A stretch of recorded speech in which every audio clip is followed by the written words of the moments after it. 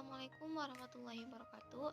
Perkenalkan, nama saya Regina Nur Fazriyah. Saya dari kelas PBSI 01 tingkat 1. Di sini saya akan menceritakan sebuah novel. Yang pertama adalah novel Konspirasi Alam Semesta dari karya Fiersa Besari, dan novel Seperti Hujan yang Jatuh ke Bumi yaitu karya Boy Chandra. Yang pertama adalah novel Konspirasi Alam Semesta karya Fiersa Besari. Nah, novel ini menceritakan seorang lelaki yang bernama Juan Astra Jingga sedang mencari sebuah buku langka di Palasari. Nah, dia itu tak sengaja ia menabrak seorang gadis cantik ketika membalikan badan setelah melihat jajaran buku gitu. Nah, seketika itu juga jagatnya sejenak berhenti. Nah, sang gadis mengangguk memohon diri lantas pergi gitu. Sementara lelaki itu masih terhipnotis karena kecantikan si wanita. Nah, sesuai mencari buku, dia duduk di sebuah kedai kopi. Nah, dan di situ ada seorang laki-laki menghampiri si Juan. Nah, dia berkata ada tugas untuk meliputi dari Pak Jody. Nah, dia meminta mengangkat berita soal almarhumah Sinta Aksara, seorang sinden yang telah mengharumkan nama bangsa. 2 hari berselang, lelaki itu melaksanakan tugasnya. Nah, narasumber beritanya adalah anak dari almarhumah. Sang narasumber berkata bahwa dirinya berada di meja nomor 11 dalam sebuah kafe. Nah, tak disangka dia melihat wajah yang tak asing gitu. Mana mungkin dia lupa pada wajah yang pernah menghentikan jagatnya gitu, yaitu Anna Tidae. Sebuah nama yang Juan tahu dari sebuah perkenalan singkat gitu. Pertemuan tersebut membuat sebuah terjalinnya hubungan.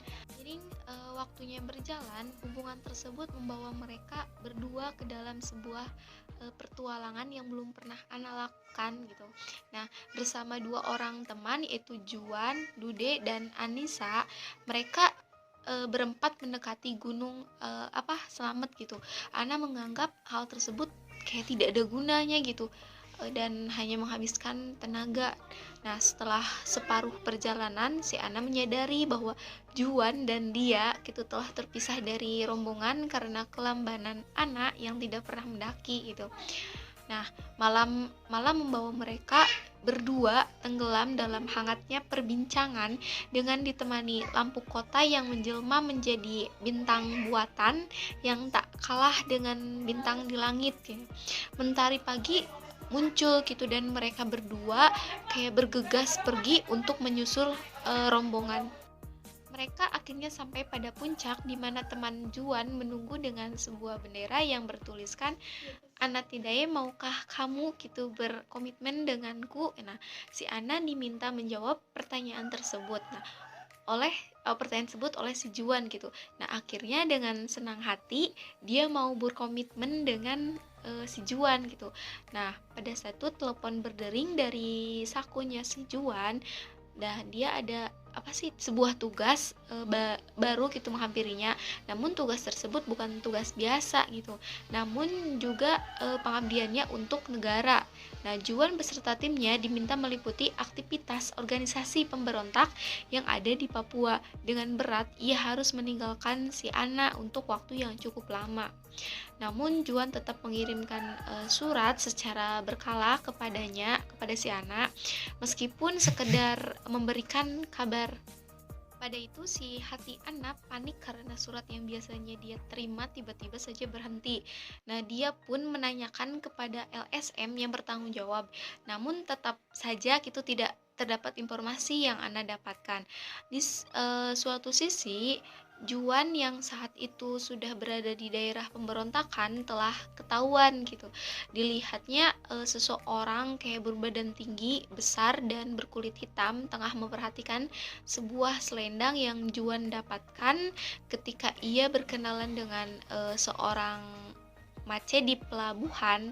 Nah, sosok yang terlihat seperti seorang jenderal tersebut berbicara perihal selendang tersebut gitu.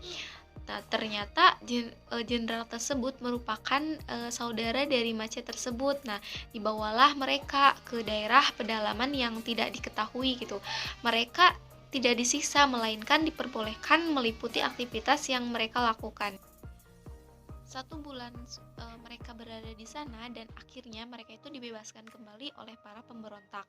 Nah, sebuah pesan singkat dari Juan masuk di dalam telepon genggam si Ana gitu.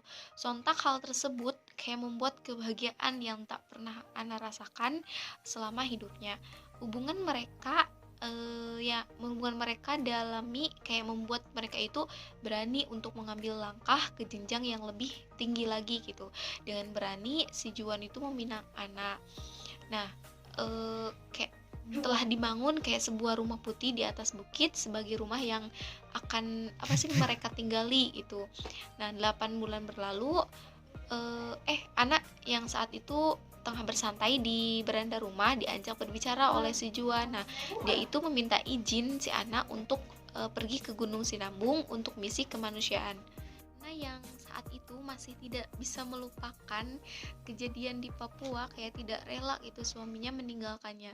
Nah, tetapi Juan berusaha meyakinkan si anak agar dia diperbolehkan pergi gitu. Ana tahu bahwa Juan adalah orang yang sangat keras kepala, dan pada akhirnya si Ana memperbolehkan dia pergi. Ana yang saat itu masih tidak bisa melupakan kejadian di Papua, dia itu tidak rela suaminya meninggalkannya. Nah, Juan berusaha meyakinkan Ana agar dia diperbolehkan pergi. Nah, Ana tahu gitu bahwa Juan adalah orang yang sangat keras kepala dan pada akhirnya si Ana memperbolehkan dia pergi. Nah, pada saat itu Gunung Sinambung sedang tidak baik-baik saja hingga akhirnya si Juan harus meninggal gitu karena letusan Gunung Sinambung.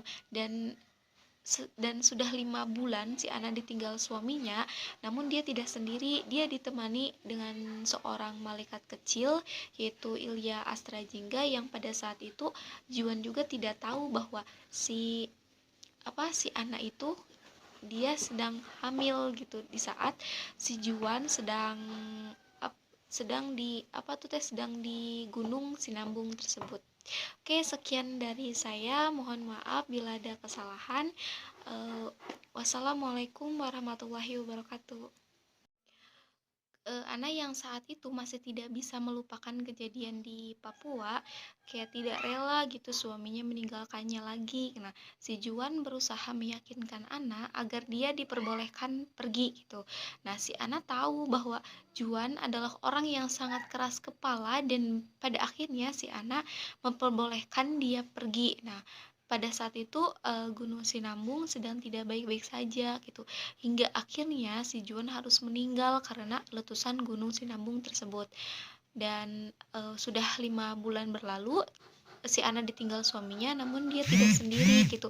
Dia ditemani dengan seorang malaikat kecil yaitu Ilya Astrajingga, yang dimana si Juan itu tidak tahu bahwa istrinya sedang hamil di saat Juan itu menjadi relawan di Gunung Sinambung tersebut gitu.